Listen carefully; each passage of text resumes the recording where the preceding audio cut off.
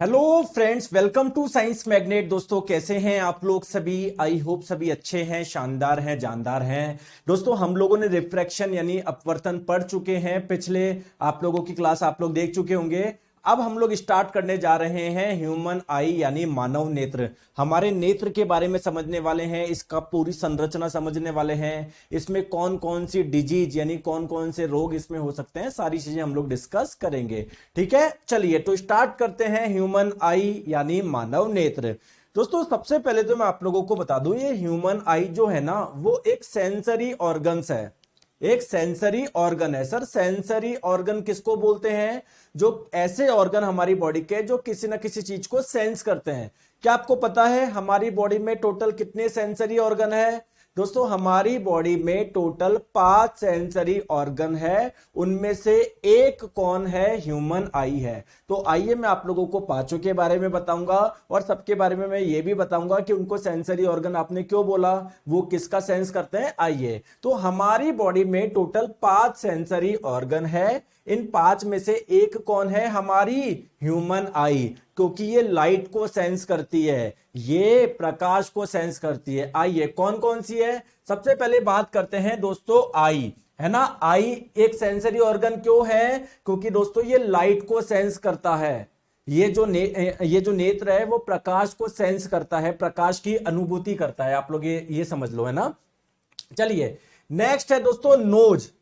Knows एक sensory organ क्यों है? क्योंकि ये स्मेल को सेंस करता है। ठीक है, नेक्स्ट बात करते हैं ईयर यानी कान। ये कान एक सेंसरी ऑर्गन क्यों है? क्योंकि ये साउंड को सेंस करता है। एक है दोस्तों आपकी स्किन यानी त्वचा। देखिए दोस्तों, त्वचा जो होती है ये आपकी सेंसरी ऑर्गन कैसे है? क्योंकि ये टच को सेंस करती है। अगर कहीं पर आपकी बॉडी पे मैं टच करूं तो आपको पता पड़ जाता ना कि हाँ यार टच हुआ है। ठीक है, साथ में दोस्तों टच भी बोल सकते हो, ये टेम्परेचर को भी सेंस करती है। अगर आपकी स्किन पे मैं थोड़ा सा भी कुछ गर्म लगा दूं तो आप लोगों को तुरंत पता पड़ जाएगा ना। ठीक है, नेक्स्ट है दोस्तों टंग।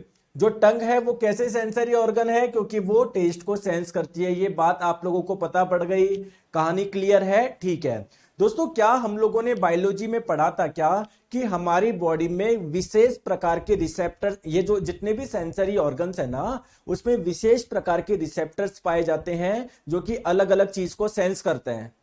क्या आप लोगों को पता है कि हमारी नाक में जो रिसेप्टर्स पाए जा रहे थे उनका नाम क्या है? देखो, मैंने बायोलॉजी में आपको बताया था, आप भूल गए शायद। बताओ, जो हमारी टंग होती है, जीभ, इसमें जो रिसेप्टर्स पाए जाते हैं उनका नाम क्या है? बताइए। तो रिसेप्टर्स बॉडी की क्या है? बेसिकली विशेष प्रकार की सेल्स है, कोशिकाएं है जो कि किसी ना किसी चीज को सेंस करती है। तो अगर आप लोगों की नोज किसी को सेंस कर रहे हैं तो नोज में भी कुछ विशेष प्रकार के रिसेप्टर्स पाए जाते होंगे, आपके स्किन में भी होंगे, आपकी टंग में भी होंगे। बताओ, बताइए। तो स्किन में जो रिसेप्टर्स पाए जाते हैं उनका दोस्तों हम लोग क्या नाम देते हैं? Thermo receptor. टेम्परेचर से ध्यान रखिए, ये ऐसे रिसेप्टर्स होते हैं जो कि टेम्परेचर को सेंस करते हैं। ठीक है, चलिए, क्या आपको पता है हमारी जो हमारी टंग है, जो हमारी जो जीभ है, जीभ में कौन से आप लोगों के पाए जाते हैं? यार आप सब भूल गए। ग्यूस्टेटरी रिसेप्टर्स हैं, याद है? भूल गए ग्यूस्टेटरी रिसेप्टर्स। अगर बात करी जाए दोस्तों नाक में, ये मैंने बायोलॉजी में भी लिखवाया था आप लोगों को, ऑल फैक्ट्री रिसेप्टर्स हैं। ऑल फैक्ट्री रिसेप्टर्स भूल गए? तो अभी हम लोगों को बाकी के बारे में ध्यान नहीं रखना। अभी आप लोग सिर्फ ये ध्यान रखो, अगर हमारी बात करें आई में, तो आई में जो रिसेप्टर्स पाए जाते हैं उसे आप लोग बोलते हैं फोटो रिसेप्टर्स। क्या बोलते हैं? Photo receptors. फोटो का मतलब होता है लाइट, तो ये लाइट को क्या करते हैं? सेंस करते हैं। ठीक है, चलिए आगे बात करते हैं दोस्तों। अगर हमारी बात करें मानव नेत्र का, अगर आप लोग स्ट्रक्चर देखोगे ना, देखो सामने से आप लोगों को ऐसी नजर आती है, सामने से ऐसी नजर आएगी, लेकिन जब आप लोग साइड से देखोगे ना, साइड से देखोगे तो दोस्तों इस मानव नेत्र के अंदर बहुत सारी चीजें हैं ना। फिर से मैं बता देता हूं, जब आप लोग फ्रंट से देखोगे तो ऐसा नजर आता है, लेकिन जब आप लोग इस पूरी ह्यूमन आई को साइड से देखोगे तो देखोगे इसके अंदर लेंस भी है, अंदर और भी चीजें है ना। तो आइए हम लोग पूरा इसका स्ट्रक्चर समझने वाले हैं। ठीक है, तो साइड से आप लोगों को ऐसा नजर आएगा। अभी जो आप लोग देख रहे हो फ्रंट से देख रहे हो, मेरी आंखों को जो देख रहे हो फ्रंट से देख रहे हो आप लोग, ठीक है। लेकिन जब आप लोग साइड से देखोगे तो साइड से आप लोगों को ऐसा नजर आएगा। क्लियर है? आइए तो इसका स्ट्रक्चर हम लोग समझते हैं। दोस्तों मैं आप लोगों को सीधे डायग्राम नहीं बताऊंगा, मैं चाहता हूं डायग्राम आप भी मेरे साथ में बनाएं, मैं भी यहां पर ड्रॉ करूंगा जिससे आप लोगों को क्लास में याद हो जाए। देखो मैं तो आपको सीधे सीधे बता दूंगा आप लोगों को कि है ना, क्या बोलते हैं कि देखो ये रहा आइरिस, ये रहा लेंस, है ना। आपको समझ में नहीं आएगा वो, है ना। या फिर अगर आपको समझ में आ भी गया ना तो आप लोग ज्यादा समय तक याद रख नहीं पाओगे। तो मेरी एक छोटी सी रिक्वेस्ट है, जैसे मैं डायग्राम बना रहा हूं आप लोग वैसे डायग्राम बनाइए, ठीक है। आइए तो देखिए दोस्तों, जब सामने से देखोगे, फ्रंट से देखोगे तो आप लोगों की जो आंख होगी आपको पता है कैसी नजर आती है। लेकिन जब आप लोग साइड से देखोगे, जैसे मान लो अगर मैं ऐसे खड़ा हूं, आप मेरी आंख को साइड से देख रहे हो, साइड से देख रहे हो, तो आपको कैसी नजर आएगी वो मैं फोटो यहां पर बनाने जा रहा हूं। चलिए दोस्तों, तो ह्यूमन आई का हम लोग स्ट्रक्चर समझने वाले हैं, मानव नेत्र में क्या क्या होता है सब समझने वाले हैं। तो साइड व्यू मैं आप लोगों को बना रहा हूं क्योंकि साइड व्यू से आप लोगों को सब कुछ समझ में आ जाएगा, सारे पार्ट दिख जाएंगे। जब आप लोग फ्रंट से देखोगे आप लोगों को एक दो चीजें ही नजर आएगी। क्लियर है क्या? सर सैटरडे क्लास क्यों हो रही है? क्योंकि दोस्तों मैंने यहां पर आपकी क्लास ले ली है एक, है ना, ठीक है, कोई बात नहीं है। चलो आ जाओ।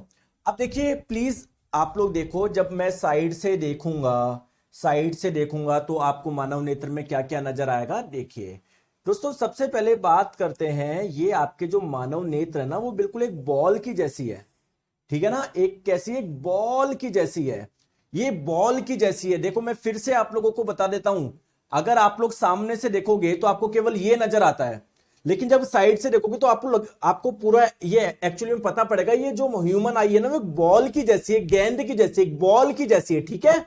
फ्रंट से देखने पे आपको ये पता नहीं पड़ता क्योंकि फ्रंट से इतना सा ही तो पार्ट आप लोग देख पाते हो। लेकिन जब आप लोग इसको एक साइड से देखोगे तो आपको दिख रहा है ये एक बॉल जैसा है, ये एक ह्यूमन आई एक बॉल जैसा नजर आ रहा है क्या? जब आप इसको 3D में देख रहे हो, ठीक है, तो 3D में आप देखोगे तो एक बॉल जैसा नजर आएगा।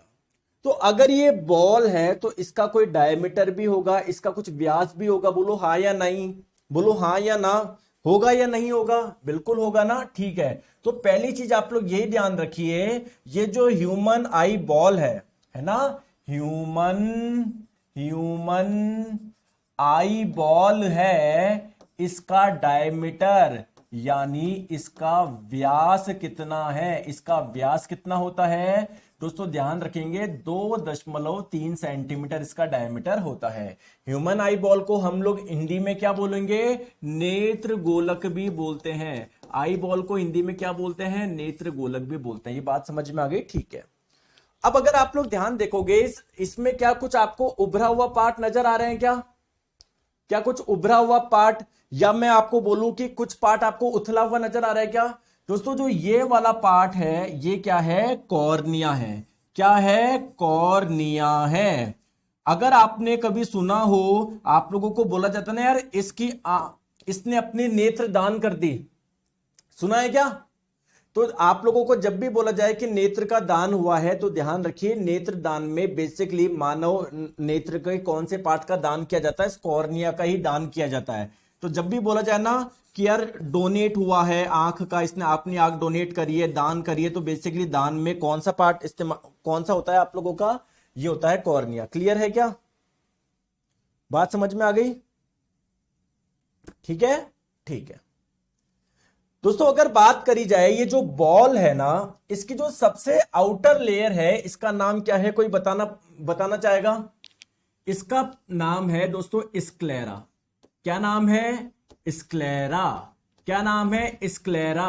और इस स्क्लेरा का काम क्या है, कोई बता सकता है क्या? बिल्कुल दोस्तों, पहले तो मैं आप लोगों को इसकी प्रकृति बताता हूं। इसकी प्रकृति कैसी होती है? ओपेक होती है। ओपेक का मतलब अपारदर्शी। अपारदर्शी का मतलब क्या है? यहां से ना ही मानव नेत्र में लाइट यानी प्रकाश एंटर कर सकती है, ना ही यहां से बाहर निकल सकता है। मानव नेत्र के अंदर जो लाइट होती है वो यहां से एंटर नहीं कर सकती क्योंकि इसकी जो सबसे आउटर लेयर है वो है स्क्लेरा, जो कि एक ओपेक है, अपारदर्शी है। दोस्तों इसका कार्य क्या है? इस लेयर का कार्य क्या है, फंक्शन क्या है? मानव नेत्र के आंतरिक भागों को प्रोटेक्शन देना। क्या देना? प्रोटेक्शन देना। क्या? प्रोटेक्शन यानी सुरक्षा देना। बात क्लियर है? कोई परेशानी किसी को? कोई दिक्कत तो नहीं है? नहीं है दोस्तों। ये जो लेयर है इसके अंदर एक और लेयर होती है ना? इसके अंदर एक और लेयर होती है, या फिर आप लोग बोल सकते हो कि सर मानव नेत्र की दूसरे नंबर की लेयर के बारे में मैं आपको बता रहा हूं। ठीक है, दूसरे नंबर की लेयर के बारे में मैं आपको बता रहा हूं। तो दोस्तों जो ये सेकंड लेयर होती है इसका नाम क्या है? Inner sclera. दोस्तों हिंदी में क्या बोलोगे? आंतरिक स्क्लेरा। समझ में आ गई बात को? आंतरिक स्क्लेरा। और दोस्तों इसे आप लोग एक नाम से और जानते हैं, कोरोइड। इसका एक नाम और है कोरोइड। तो अगर एग्जाम में पूछ ले कोरोइड क्या है, तो ये ह्यूमन आई की ही, ये जो ह्यूमन आई बॉल है, नेत्र गोलक है, इसके दूसरे नंबर की आपकी क्या है? लेयर है। अब दोस्तों सबसे इंपॉर्टेंट जो आप लोगों को पूरा ध्यान रखना है वो है इसके अंदर एक और लेयर होती है। इसके अंदर एक और लेयर होती है, इसके अंदर एक और लेयर होती है जिसे आप लोग बोलते हैं रेटिना, जिसे बोलते हैं रेटिना। और हिंदी में आप लोग इसे बोलेंगे दृष्टि पटल। ये सबसे इंपॉर्टेंट क्यों है? क्योंकि जब भी आप लोग आंख के सामने किसी वस्तु को रखोगे तो इसकी जो इमेज बनती है, इसकी जो प्रतिबिंब बनती है, वो कहां पर बनती है? वो यहीं पर रेटिना पर ही इमेज बनने वाली है। क्लियर? एक लड़का बोल रहा है सर दर्पण के बाद में लेंस, अरे वो रिफ्रैक्शन में, अपवर्तन में आ तो गया आपका सारा लेंस। आपके वीडियो मैंने अपलोड करे थे ना, वो रिकॉर्ड अपलोड किया था मैंने। ठीक है सुमित जी, आगे बात समझ में? ठीक है। अब दोस्तों हमारे मानव नेत्र के अंदर क्या कोई लेंस होता है क्या? बिल्कुल दोस्तों लेंस होता है। कौन सा लेंस होता है? ये डायग्राम देख के बताओ, ये कैसा एक लेंस है? डायग्राम देख के बताओ। सर ये बीच में से मोटा है, किनारों से पतला है। सर ये तो कॉन्वेक्स लेंस है, उत्तल लेंस है। और कॉन्वेक्स लेंस क्या करता है? आने वाली प्रकाश किरणों को कन्वर्ज करता है। करता है या नहीं करता? ठीक है, तो हमारे मानव नेत्र के अंदर क्या पाया जाता है? एक लेंस पाया जाता है। दोस्तों ध्यान रखिए, जैसे मान लो ये एक लेंस है, ठीक है। अगर इस लेंस को मैं ऊपर और नीचे से दबा दूं तो थोड़ा सा ऐसे हो जाएगा क्या? ये मोटा सा हो जाएगा क्या? तो देखिए जैसे मान लीजिए ये आने वाली प्रकाश किरणों को यहां पर कन्वर्ट कर रहा था, मान लो। अगर लेंस को आप पिचका दोगे मोटा हो जाएगा, तो ये आने वाली प्रकाश किरणों को कहां पर कन्वर्ट करता है? और भी पहले कन्वर्ट कर देगा। तो अगर आप लोग चाहते हो कि जो भी लाइट रे आए उसको पर्टिकुलर पॉइंट पे फोकस करना चाहते हो, तो कभी इसको क्या करना पड़ेगा? आप लोगों को पतला करना पड़ेगा, कभी मोटा करना पड़ेगा। डिपेंड करेगा इस आंख से वस्तु कहां पर, कितनी दूरी पर है। समझ रहे हो? कितनी दूरी पर है, कितनी दूरी पर है।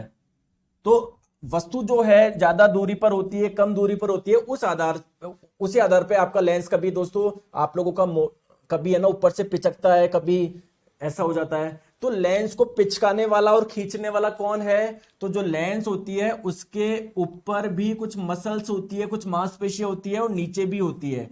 इन मसल्स को आप लोग बोलते हैं सिलेरी मसल्स। क्या बोलते हैं? सिलेरी मसल्स बोलते हैं, सिलेरी मांसपेशियां बोलते हैं। इनका कार्य क्या है? लेंस को पिचकाना और लेंस को खींचना, जिससे आप लोगों की जो भी प्रकाश किरणें आएगी वो आपकी रेटिना पर फोकस हो पाए। देखो सर रेटिना पर फोकस क्यों करना है, ध्यान से समझो, सब कुछ भूल जाओ। देखो पहले तो मैं आप लोगों को बताता हूं, जैसे मानो मैंने अपनी आंखों के सामने कोई वस्तु रखी, कोई भी ऑब्जेक्ट रखा, जैसे मान लो ये पेन है, तो क्या मेरी इसकी इमेज बन रही है? क्या मैं इसको देख पा रहा हूं? क्या इमेज छप रही है क्या मेरे माइंड में? वो क्यों छप रही है, आइए मैं आपको समझाता हूं।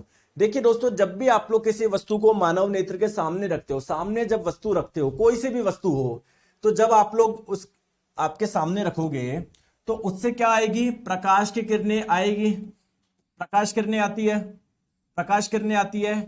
कॉन्वेक्स लेंस यानी उत्तल लेंस क्या करता है? इन प्रकाश किरणों को कन्वर्ज करता है, संकुचित करता है। और ये प्रकाश किरणें कहां पर मिलती है? रेटिना पे जाके मिलती है। तो आप लोग क्या बोलोगे? इमेज कहां पर बनती है? रेटिना पर। तो रेटिना पर क्या बनती है? इमेज बनती है, प्रतिबिंब बनता है। प्रतिबिंब जो बनता है वो कहां पर बनता है? रेटिना पर बनता है। दोस्तों क्या ये वाली प्रकाश किरण और ये वाली प्रकाश किरण क्या सही में मिल रही है? क्या मिल रही है क्या? बिल्कुल। तो अगर आप लोगों से पूछा जाए ये इमेज कैसी बन रही है, आप लोग बोलोगे रियल, यानी वास्तविक प्रतिबिंब। और मैंने आपको हमेशा बताया है, कई बार बता दिया, रियल इमेज जो होती है वो हमेशा कैसी होती है, इन्वर्टेड होती है, उल्टी होती है। अब आपके मन में क्वेश्चन आएगा कि सर ये जो वस्तु रखी थी, ये पेन है, सर मेरे को तो सीधा ही दिख रहा है, मेरे को तो उल्टा नहीं दिख रहा, और आप बोल रहे हो सर इमेज बनेगी रियल यानी इन्वर्टेड। सर मुझे तो सीधा ही प्रतिबिंब नजर आ रहा है। एक्चुअली में दोस्तों जो इमेज बनती है ना वो रियल ही बनती है, उल्टी ही बनती है, लेकिन यहां से ब्रेन के पास में सिग्नल कुछ इस प्रकार जाते हैं कि ब्रेन इसको सीधा पढ़ता है। तो अगर आप लोगों से पूछा जाए मानव नेत्र से जो सिग्नल है, जो मैसेज है, वो ब्रेन तक कौन लेकर जाता है, वो लेकर जाती है दोस्तों आपकी ऑप्टिक नर्व, ऑप्टिक तंत्रिका। ऑप्टिक तंत्रिका जो आप लोगों के ब्रेन के पास में मैसेज को लेकर जाती है। बात आ गई समझ में, क्लियर है। अगर दोस्तों इमेज रेटिना पे नहीं बन के रेटिना के पीछे बने, ये रेटिना के आगे बने, तो आप लोगों को कभी दूर का नहीं दिखाई देगा, कभी पास का नहीं दिखाई देगा, उनके बारे में हम लोग बात करेंगे। क्लियर है क्या? ठीक है दोस्तों, एक चीज आप लोग और ध्यान रखेंगे कि ये जो आपका लेंस है और ये जो आप लोगों का रेटिना है, इसके बीच में एक लिक्विड भरा होता है। क्या इस लिक्विड का नाम बता सकते हो? क्या यहां पर एक लिक्विड भरा होता है, यहां पर एक लिक्विड भरा होता है, इसका नाम बता सकते हो क्या? लेंस और इसके बीच में दोस्तों ये लिक्विड है, इसका नाम है एक्विसिस, sorry I am really sorry, इस लिक्विड का नाम है, इस लिक्विड का नाम है विट्रिसेस ह्यूमर। शॉर्ट में लिख दिया मैंने VH। अब इसकी स्पेलिंग मैं आपको नेक्स्ट स्लाइड पे दिखा दूंगा। हिंदी में आप लोग इसे बोलेंगे काचाभ द्रव। सिमिलरली जो आपका कॉर्निया होता है और जो आप लोगों का लेंस होता है, यहां पर भी इन दोनों के बीच में भी एक लिक्विड भरा होता है। इस लिक्विड को बोलते हैं एक्विसिस ह्यूमर यानी जलीय द्रव। ठीक है, आ गई? देखो इसलिए मैं डायग्राम बना रहा हूं जिससे आपको एक एक चीजें क्लियर हो। दोस्तों आप लोग मुझे एक चीज बताइए, क्या आप लोगों को जब सामने से देखोगे तो क्या काले कलर का डॉट नजर आता है? क्या काले कलर का छोटा सा पॉइंट, उसके अंदर से ही एक्चुअली में जो प्रकाश होता है वो मानव नेत्र के अंदर एंटर करता है। क्या एक छोटा सा आप लोगों को ब्लैक कलर का नजर आता है क्या? जैसे अगर आप लोग मेरे प्यारे दोस्तों, जब आप लोग फ्रंट से देखोगे ना, फ्रंट से, तो एक आप लोगों को काले कलर का डॉट नजर आएगा, काले कलर का डॉट नजर आएगा जब फ्रंट से देखोगे। और क्या जो काले कलर का डॉट होता है उसके चारों ओर क्या व्हाइट कलर का आपको कुछ नजर आता है क्या? सर क्या बोलना चाह रहे हो, मुझे तो कुछ समझ में नहीं आ रहा। देखिए दोस्तों, ये आप लोगों को देखोगे ना मानव नेत्र में से आप लोगों को व्हाइट, चलो मैं व्हाइट कलर से बना ही देता हूं, इसको बना देता हूं, इसलिए मैंने ब्लैक कलर की स्लाइड यूज करी है जिससे मैं व्हाइट कलर का इजीली बना पाऊं।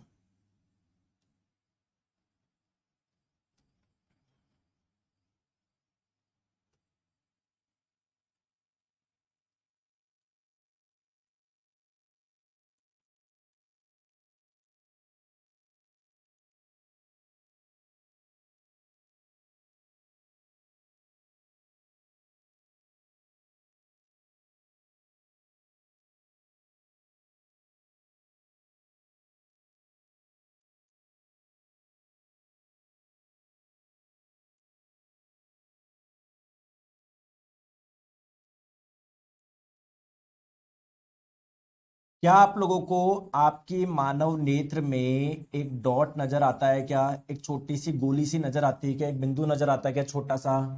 दोस्तों वो छोटा सा जो बिंदु आप लोगों को नजर आ रहा है वो बेसिकली क्या है, उसका नाम क्या है? उसका नाम है प्यूपिल। और हिंदी में क्या बोलोगे? पुतली बोलोगे। और इसके चारों ओर जो आप लोग देख पा रहे हो उसे आप लोग क्या बोलोगे? आइरिस बोलोगे, परितालिका बोलोगे। ठीक है, परितालिका बोलोगे, या हिंदी में आप लोग इसको आइरिस भी बोल सकते हो। ये तो दोस्तों आप लोगों को फ्रंट से देखने में ऐसा नजर आएगा। जब आप लोग साइड से देखोगे ना, साइड से देखोगे तो ये आपका, ये रही आइरिस, ये जो मैं बना रहा हूं ये रही आपकी आइरिस, आइरिस। और इसके बीच में जो गैप है ना, इसके बीच में जो गैप है, इसके बीच में जो गड्ढा है उसे आप लोग बोलोगे प्यूपिल यानी परितालिका। दोस्तों हमारी आंख के अंदर कितना प्रकाश जाएगा, ज्यादा जाएगा या कम जाएगा, वो किस पे डिपेंड करेगा? प्यूपिल पे। दोस्तों प्यूपिल का साइज चेंज होता रहता है, कभी ज्यादा कभी कम।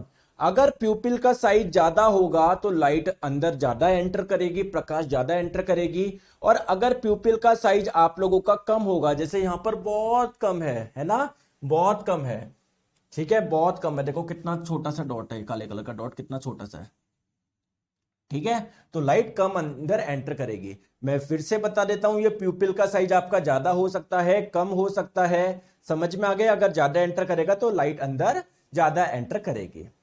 अब दोस्तों आपके मन में क्वेश्चन आएगा कि सर ये प्यूपिल का साइज जो है वो ज्यादा और कम किसके द्वारा होता है? इसको कंट्रोल कौन करता है? आइरिस कंट्रोल करती है, ठीक है, आइरिस ही है जो प्यूपिल का साइज बढ़ा सकती है, प्यूपिल का साइज कम कर सकती है।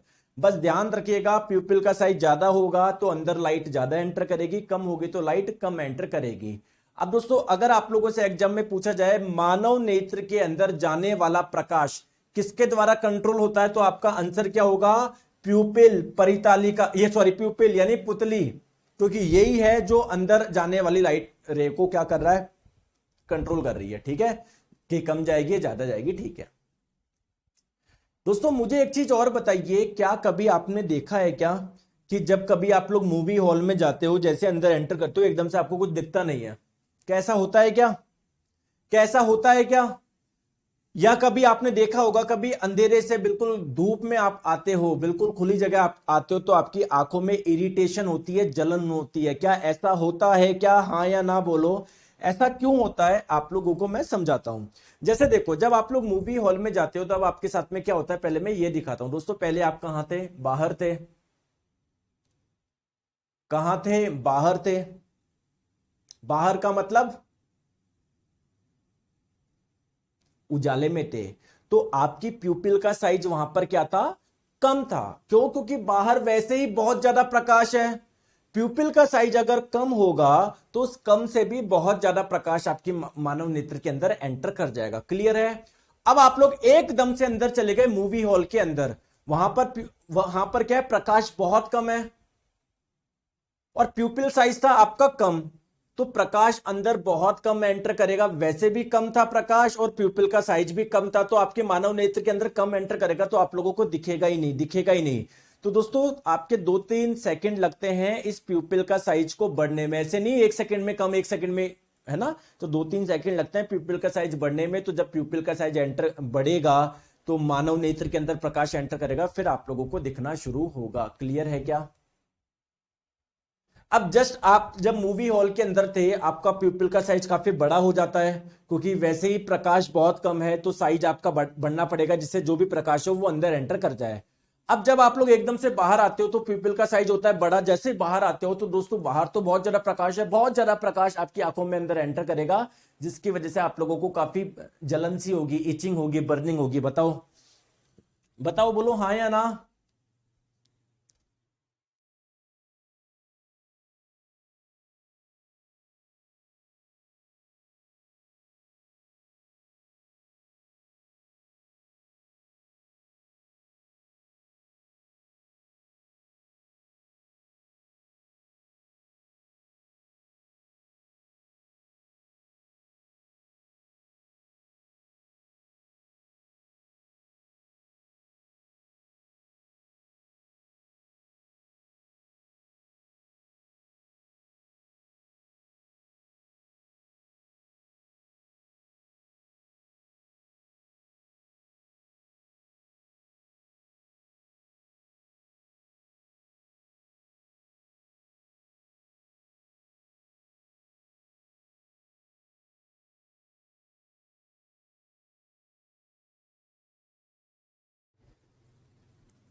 बताइए, आई बात समझ में? ठीक है ना, यहां तक आपको सारी चीज क्लियर है? कोई परेशानी, कोई दिक्कत समझ में आ गया यहां तक? जो भी मैंने आप लोगों को डायग्राम बताया वो समझ में आया या नहीं आया? बिल्कुल आ गया। यहां पर कुछ बच्चे आपस में फालतू में कमेंट कर रहे हैं, चैट्स कर रहे हैं, ब्लॉक कर दूंगा मैं, ध्यान रखो, फालतू की बात करते रहते हो आप लोग, पता नहीं पढ़ाई पे ध्यान देते नहीं हो आप बिल्कुल भी। चीजें क्लियर है? आ गई बात समझ में? एक्चुअली में हुआ क्या है आप लोगों का, यहां पर ठीक है, तो ये वाला डायग्राम आप लोग सब ध्यान रखेंगे और कुछ भी आपको ध्यान नहीं रखना। दोस्तों क्या आपने कभी सुना है कि यार किसी की आंखों का रंग भूरा होता है, किसी की आंखों का रंग काला होता है, किसी का नीला होता है? तो देखिए आपको पता है हमारे बॉडी में कुछ पदार्थ पाए जाते हैं जिसे आप लोग बोलते हैं पिगमेंट, जिसकी वजह से रंग मिलता है। केवल हमारी बॉडी में नहीं, अलग अलग आपको इवन फ्रूट में भी मिलेंगे, वेजिटेबल में भी मिलेंगे। जैसे टमाटर का लाल रंग कौन से पदार्थ की वजह से होता है, कौन से पिगमेंट की वजह से होता है? लाइकोपीन की वजह से। वैसे ही दोस्तों हमारे मानव नेत्र का भी जो रंग होता है वो किसी ना किसी पिगमेंट की वजह से होते हैं जो रंग प्रदान करते हैं, काला, भूरा, नीला। तो अगर आप लोगों से पूछा जाए वो पिगमेंट कौन से पार्ट में पाए जाते हैं, तो वो पाए जाते हैं आइरिस में। और इसी आइरिस की वजह से क्या होता है? रंग मिलता है। तो मानव नेत्र का जो रंग होता है, जो कलर होता है, वो किस पार्ट की वजह से होता है? आइरिस की वजह से होता है। क्लियर है क्या? चले आगे, क्लियर? आ जाओ, चलिए आ जाओ। तो दोस्तों ये रहा हमारे मानव नेत्र का। जब आप लोग साइड से देखोगे तो दोस्तों इस वाले पार्ट को आपने क्या बोला था? बताओ, कॉर्निया बोला था। ये जो ह्यूमन आई की जो बॉल है, इसकी जो आउटर लेयर है, इसे आपने क्या बोला था? स्क्लेरा बोला था। यहां पर क्या था दोस्तों? लेंस था। लेंस और इसके बीच में एक लिक्विड था जिसे आपने बोला था विट्रेसेस ह्यूमर, या ह्यूमर विट्रेसेस भी बोल सकते हो, काचा द्रव भी बोल सकते हो। आपने बताया था लेंस और कॉर्निया के बीच में भी एक लिक्विड पाया जाता है जिसे एक्विसिस ह्यूमर या ह्यूमर एक्विसिस भी आप लोग बोल सकते हो। बात क्लियर है? ठीक है, समझ में आ गई? ठीक है, अब चलिए दोस्तों एक एक पार्ट के बारे में बताता हूं। ये रहा आप लोगों का आउटर पार्ट, कॉर्निया। अभी दोस्तों डायग्राम से आपको समझ में नहीं आ रहा होगा, जो अपना वाला जो डायग्राम है उसी पे हम लोग चलते हैं। हमने ऐसे डायग्राम बनाया था ना, ऐसे साइड व्यू से ऐसा डायग्राम बनाया था ना, इससे आपको इजीली समझ में आ जाएगा। ये रहा आप लोगों का कॉर्निया। दोस्तों क्या आप लोग जानते हो रिफ्रैक्शन क्या होता है, अपवर्तन क्या होता है? यस सर, जब प्रकाश एक माध्यम से दूसरे माध्यम में घुसता है तो उसकी बेंडिंग हो जाती है, इसको बोलते हैं प्रकाश का अपवर्तन, रिफ्रैक्शन। तो दोस्तों एक्चुअली में जो मानव मतलब लाइट जब अंदर जा रही है ना, अंदर जा रही है, आप लोग बोलोगे सर प्यूपिल से एंटर करेगी। दोस्तों उससे पहले कहां पर टकराएगी? वो कॉर्निया। तो जब भी प्रकाश किरण बेसिकली वायु से आपके कॉर्निया में जा रहा है ना, तो यहां पर भी कुछ बेंडिंग होगी नहीं होगी? तो अगर आप मतलब कुल मिला के मैं बोलूं यहां पर रिफ्रैक्शन हो रहा है नहीं हो रहा, अंदर जाके लेंस से भी होगा, लेकिन पहले क्या कॉर्निया से हुआ या नहीं हुआ? तो अगर आप लोगों से पूछा जाए मानव नेत्र के किस पार्ट के द्वारा मैक्सिमम रिफ्रैक्शन होता है, मैक्सिमम रिफ्रैक्शन यानी अधिकांश अपवर्तन जो होता है, अधिकांश अपवर्तन जो होता है, अपवर्तन जो होता है वो किसके द्वारा होता है? आप लोग ध्यान रखेंगे, कॉर्निया के द्वारा ही होता है। यानी कॉर्निया, इसको हिंदी में भी हम लोग क्या बोलोगे? कॉर्निया के द्वारा ही होता है। क्लियर है? क्लियर है? और दोस्तों ये जैसे भाई ये वाला पार्ट तो आपका कैसा था? स्क्लेरा, वो तो अपारदर्शी था, यानी लाइट यहां से एंटर नहीं कर पाएगी। तो जो भी लाइट एंटर करेगी वो सबसे पहले कहां से करेगी? कॉर्निया से। तो अगर आप लोगों से पूछा जाए कॉर्निया कैसा है, आप लोग बोलोगे ट्रांसपेरेंट है, पारदर्शी है, ट्रांसपेरेंट है। ठीक है। दूसरी चीज दोस्तों, जब भी नेत्र दान किया जाता है, तो जब भी नेत्र दान किया जाता है तो बेसिकली नेत्र का कौन सा पार्ट दान किया जाता है? कॉर्निया ही करा जाता है। चलो आगे चलते हैं हम लोग। ठीक है। अब दोस्तों ये जो कॉर्निया है, इसकी रिफ्रैक्शन करने की पावर कितनी होती है? लगभग 43 डायोप्टर होती है। 43 डायोप्टर। जैसे लेंस की आपने पावर सुना होगा, 2 डायोप्टर, 4 डायोप्टर, इसकी कितनी पावर होती है? 43 डायोप्टर होती है। चलिए बात करते हैं। ठीक है। तो जब भी किसी नेत्र का, मैं फिर से बता रहा हूं, डोनेट किया जाता है, वो बेसिकली क्या किया जाता है? कॉर्निया ही। मानव नेत्र का कौन सा भाग होता है जो डोनेट किया जाता है? कॉर्निया किया जाता है। चलिए आ जाओ, नेक्स्ट हम लोग बात करते हैं दोस्तों लेंस की। ठीक है। ये रहा, देखो इस डायग्राम से समझ पाओगे आप लोग, इस वाले डायग्राम से, जो भी हम लोग पिछले है ना, यहां पर होता है ना आप लोगों का लेंस, कॉन्वेक्स लेंस। ठीक है दोस्तों, जो लेंस होता है ये कैसा होता है? ट्रांसपेरेंट होता है, काफी सॉफ्ट होता है, और एक फ्लेक्सिबल पार्ट का बना होता है। किसका बना होता है? प्रोटीन का बना होता है। ये है ना, ये प्रोटीन का बना होता है, बिल्कुल फ्लेक्सिबल पार्ट काफी फ्लेक्सिबल होता है। और किसका बना होता है? ये प्रोटीन का बना होता है। चलिए ठीक है। अगर मैं आपको बताऊं, जो भी इमेज बनेगी इसके द्वारा, वो कैसी बनती है? रियल एंड इन्वर्टेड, यानी उल्टा एवं वास्तविक।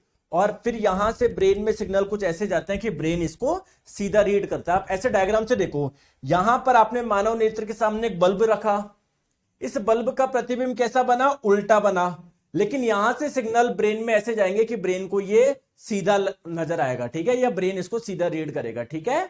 आ जाओ, चलिए नेक्स्ट बात करते हैं। मैंने आपको कई बार बताया है कि ये जो आप लोगों का लेंस होता है ना, इसका साइज मतलब लंबा भी हो सकता है, थोड़ा सा कम भी हो सकता है। इस प्रकार इसका साइज होता है कि इमेज कहां पर बने, आपकी रेटिना पर बने, या जो भी लाइट रेस में आ रही है वो कहां पर फोकस हो, वो कहां पर हो, रेटिना पर हो। बात क्लियर है क्या, क्लियर है। चलिए आ जाओ, नेक्स्ट बात करते हैं आइरिस और प्यूपिल। दोस्तों इसके बारे में क्या बताना, सब मैं बता चुका हूं, बस यहां पर लिखा हुआ वही है जो मैंने आप लोगों को बताया है। ये रही, चलो मैं डायग्राम यहां पर बनाता हूं थोड़ा सा, ठीक है। इसलिए मैंने वो डायग्राम हाथ से इसलिए बनाया जिससे आपको चीजें याद रहे, ठीक है। मैंने आपको बताया था ना, यहां पर आप लोगों का ऐसे होता है जैसे आप लोग बोलते हैं आइरिस, और बीच में जो गैप होगा उसको बोलोगे आप लोग क्या, प्यूपिल, ठीक है। आ जाओ, अगर आप लोग यहां से देखोगे, देखो ये रहा, अगर आप लोग फ्रंट से देखोगे जो ये ब्लैक कलर का आप लोग देख पा रहे हो वो क्या है, प्यूपिल है। और इसके चारों ओर का जो ये पार्ट है ना, चारों ओर का जो ये पार्ट है जिसे मैं अभी पर्पल कलर से दर्शा रहा हूं, वो क्या है आप लोगों का, आइरिस है, ठीक है। ये रहा आप लोगों का प्यूपिल, और इसके चारों ओर का जो ये पार्ट है ये क्या है, आइरिस है, ठीक है। चले आगे, आ जाओ, ये सारी चीजें मैं आप लोगों को बता चुका हूं, वही लिखी हुई है। आ जाओ, चलिए नेक्स्ट बात करते हैं रेटिना, सबसे इंपॉर्टेंट ये वाला पार्ट जहां पर इमेज बनती है। दोस्तों ध्यान रखिएगा, इस रेटिना में जो हम लोग बोलते हैं ना, ह्यूमन आई के अंदर फोटो रिसेप्टर्स पाए जाते हैं। फोटो रिसेप्टर्स किसको बोलते हैं, जो लाइट को सेंस करते हैं, ठीक है। तो वो फोटो रिसेप्टर ह्यूमन आई के किस पार्ट में होते हैं, वो रेटिना पर ही होते हैं। अब देखिए दोस्तों, ये फोटो रिसेप्टर जो है इसमें अलग अलग टाइप की सेल्स पाई जाती है, दो विशेष प्रकार की सेल्स है, ठीक है। दो विशेष प्रकार की सेल्स है, उसके बारे में मैं आपको बता रहा हूं, ठीक है। आ जाओ, देखो मैंने यहां पर लिखी है क्या, नहीं लिखी है, ठीक है। देखिए दोस्तों, आपके ये जो रेटिना है ना, रेटिना यहां मतलब यहां पर सब कुछ लिख दिया, मैं शॉर्ट में लिख देता हूं। रेटिना में दो विशेष प्रकार की कोशिका पाई जाती है जिसे आप लोग फोटो रिसेप्टर्स बोलते हैं, ठीक है। या मैं बोलूं दो विशेष प्रकार के फोटो रिसेप्टर्स पाए जाते हैं, एक तो रॉड सेल्स जिसे आप लोग हिंदी में बोलते हैं क्या, स्लाका कोशिकाएं, और एक होती है आप लोगों की कोन सेल जिसे हिंदी में आप लोग शंकु कोशिका भी बोलते हैं। समझ में आई बात को। देखिए, अरे बेटा नहीं ली, सूरज कुमार जी बोल रहे हैं सर आज आपने यूट्यूब की क्लास नहीं ली क्या। दोस्तों नहीं ली, आप उसका जिक्र क्यों बार बार यहां पर कर रहे हो, मैं पेड क्लास में जुड़े हुए हो, यहां पर मैं पढ़ा रहा हूं। अब बताओ क्या करें, बताओ सूरज कुमार जी, मैं इसका जवाब दूं आपको बार बार, टेलीग्राम पे मैंने नहीं डाल दिया था आपको।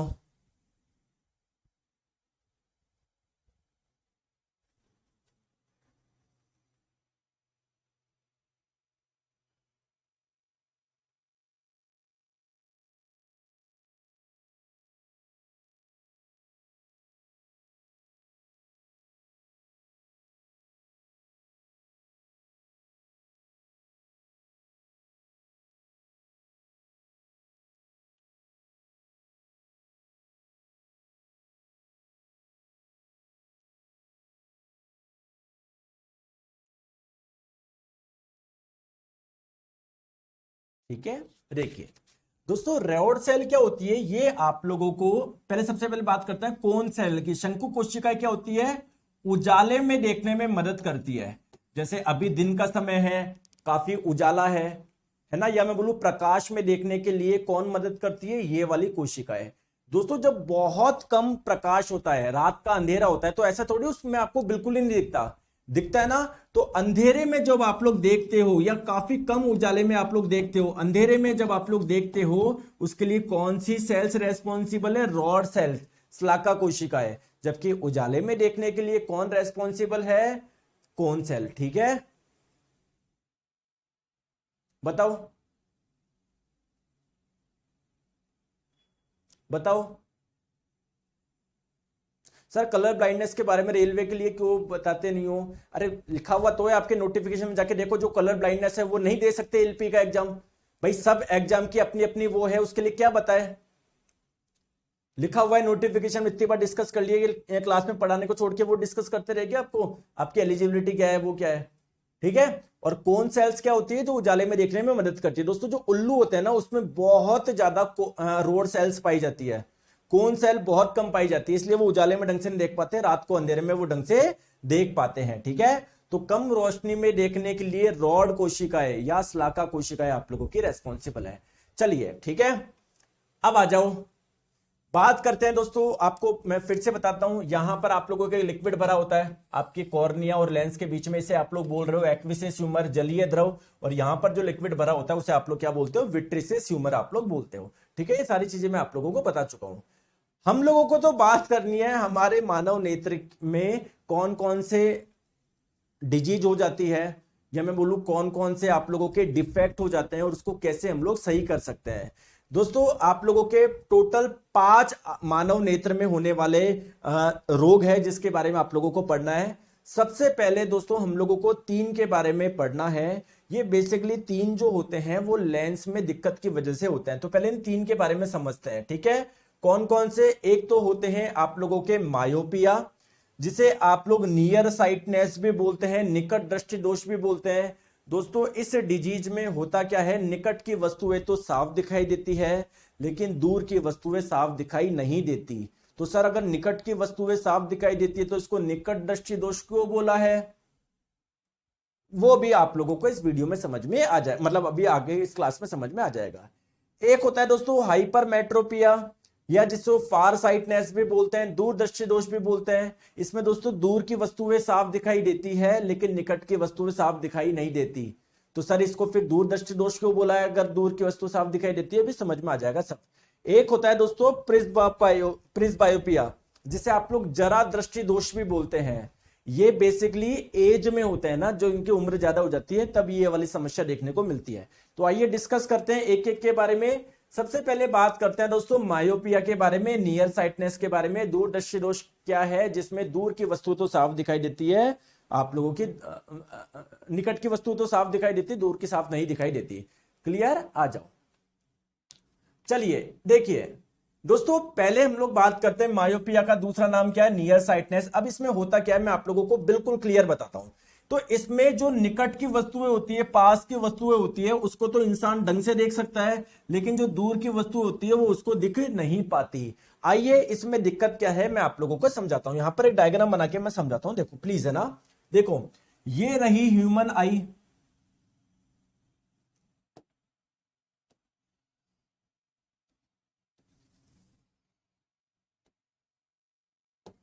है ना। देखो देखो, एक हेल्दी आई में क्या होता है सर, ये कॉन्वेक्स लेंस है, उत्तल लेंस है। जब भी कोई वस्तु सामने रखोगे उससे प्रकाश किरणें जाएगी। ये कॉन्वेक्स लेंस, उत्तल लेंस क्या करता है, प्रकाश किरणों को कन्वर्ट कर देगा। कहां पर मिलाएगा? रेटिना पर मिलाएगा और इमेज बनेगी रेटिना पर। ठीक है, ये तो एक हेल्दी आई के लिए मैंने बताया। लेकिन जिस व्यक्ति को मायोपिया होता है, निकट दृष्टि दोष होता है, उसमें होता क्या है आप लोगों का, उसमें क्या होगा, उसमें क्या होगा, जब ये प्रकाश किरणें जाएगी कॉन्वेक्स लेंस में, उत्तल लेंस में, कॉन्वेक्स लेंस की कन्वर्जिंग पावर दोस्तों बहुत ज्यादा है, ये बहुत ज्यादा कन्वर्ट कर रहा है, ऐसे समझ लो। तो ये रेटिना से पहले ही कन्वर्ट कर देगा, यानी इमेज जो रेटिना पर बननी चाहिए थी वो रेटिना से पहले ही बन गई। ठीक है, तो इसका क्या कारण हो सकता है दोस्तों? इसके कई कारण हो सकते हैं कि आपका जो कॉन्वेक्स लेंस है इसकी कन्वर्जिंग पावर बहुत ज्यादा हो गई, पहली चीज। दूसरी बात क्या है, हो सकता है दोस्तों मानव नेत्र का साइज छोटा हो गया हो। जैसे देखिए, अगर इसका नॉर्मल साइज मान लो ये था, फॉर एक एग्जांपल आप मान लो नॉर्मल साइज ये था, तो कॉन्वेक्स लेंस क्या कर रहा था, ये यहां पर कन्वर्ट कर रहा था। लेकिन अगर इसकी साइज कम हो गई, अगर इसकी साइज कम हो गई, साइज कम हो गई, तो रेटिना आपके आगे आ जाएगा ना, तो इमेज पीछे जा रही है, जा रही है भाई, साइज कम हो गई तो रेटिना का भी साइज आगे आ गया, है ना। तो दो इसके कारण हो सकता है। तो यहां पर एक्चुअल में हो क्या रहा है, जो इमेज हो रही है वो रेटिना पे नहीं बन के रेटिना से पहले बन रही है। ठीक है, ठीक है, तो रेटिना के सामने बन रही है, रेटिना के सामने ही बन गई इमेज। तो इसको निकट दृष्टि दोष क्यों बोल रहे हैं? क्योंकि पहले लेंस से दूर बन रहा था प्रतिबिंब, अब लेंस के पास में बन गया, लेंस के पास में बन गया। आगे बात समझ में, लेंस के पास में ही क्या बन गई? इमेज बन गई। अब इस डिफेक्ट का कारण क्या है? सबसे पहले तो दोस्तों excessive curvature of the eye lens. अरे सॉरी दोस्तों, मैंने उल्टा बोल दिया, साइज छोटा। साइज छोटा नहीं होगा रेटिना से, वो तो मायो उसमें होता है हाइपरमेट्रोपिया में, साइज ज्यादा हो गया। ठीक है, यहां पर मैंने आपको बताया ना, अगर इस वाली में तो दोस्तों रेटिना के पीछे बनेगी ये, ठीक है, तो साइज बड़ा है ना, उल्टा लिख दिया मैंने, साइज बड़ा, क्योंकि अभी मायोपिया की बात कर रहे हैं, मैंने हाइपरमेट्रोपिया का बता दिया। देखो ये रही नॉर्मल ह्यूमन आई, ठीक है, ये नॉर्मल ह्यूमन आई है, तो ये कॉन्वेक्स लेंस है, ये आने वाली लाइट रे को कहां पर कन्वर्ट कर रहा था? कॉनकेव में कर रहा था। अगर इस ह्यूमन आई का साइज बढ़ जाए, इसका कर्वेचर बढ़ जाए, ठीक है, या इसका साइज बढ़ जाए, तो उसका साइज बढ़ जाए, मान लो ऐसे हो जाए, ठीक है, तो ये रहा इसका क्या? रेटिना। रेटिना से पहले बन गई ना इमेज। तो दोस्तों कारण क्या है? एक तो कि नेत्र लेंस की, एक तो excessive curvature of the eye lens, या फिर आप लोग बोल दो कन्वर्जिंग पावर बढ़ जाना, एक ही बात है दोनों की, कन्वर्जिंग पावर बढ़ जाना।